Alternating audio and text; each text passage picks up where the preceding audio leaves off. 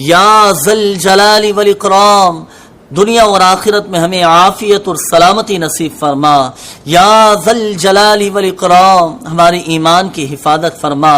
یا ذل جلال والاکرام ہماری تمام جائز دعائیں اپنی بارگاہ میں قبول و مقبول فرما.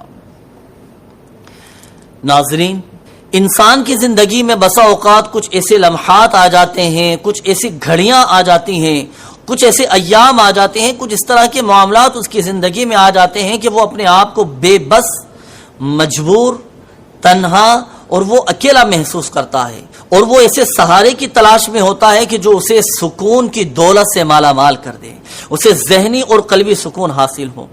تو اسلامی تعلیمات جو ہماری زندگی کے ہر شعبے کو محیط ہے، اسلامی تعلیمات ہماری زندگی کے ہر شعبے میں ہماری رہنمائی کرتی ہے اور ہمیں بتاتی ہے کہ دلوں کا چین، دلوں کا سکون یہ اللہ ہی کی یاد میں ہے.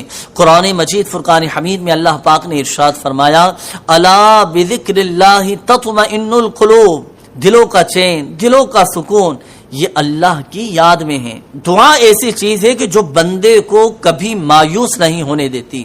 اس لیے جب بھی کوئی مشکل آ جائے، کوئی پریشانی آ جائے، کوئی آزمائش آ جائے، کوئی تکلیف آ جائے، کبھی دل کے اندر بے قراری، بے چینی آپ کو محسوس ہونے لگے تو دعا کے لیے اللہ پاک کی بارگاہ میں ہاتھ اٹھا دیجئے کہ دعا کی برکت سے بڑی بڑی مشکلات دور ہو جاتی ہیں، بڑے سے بڑے مسائل حل ہو جاتے ہیں اور ایک ذہنی اور قلبی سکون حاصل ہوتا ہے. ایک وظیفہ میں آپ کو عرض کرتا ہوں، اللہ پاک کے یہ دو مبارک صفاتی نام یا ذل جلال والاکرام، جو مسلمان صدق کے دل کے ساتھ، یقین کامل کے ساتھ یا ذل جلال والاکرام پڑھے اور ان کلمات کے ساتھ اللہ پاک کی بارگاہ میں دعا کرے تو اللہ پاک اس کی دعائیں قبول آپ کو بتانے جا رہے ہیں.